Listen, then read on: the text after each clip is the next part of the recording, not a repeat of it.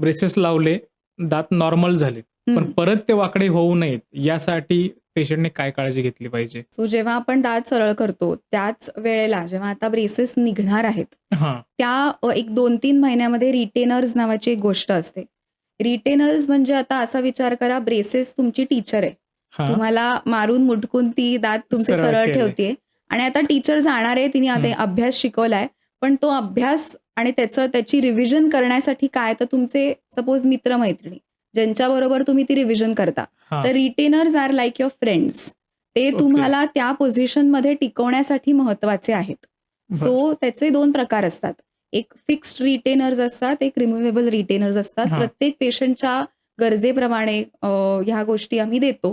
Fixed retainers वरच्या आणि खालच्या पुढच्या दातांच्या मागे आम्ही लावतो. ओके. सुळ्यापासून सुळ्यापर्यंत डिपेंड्स ऑन द केस. आणि रिमूव्हेबल म्हणजे काढ्या घालायचे रिटेनर्स सुद्धा असतात.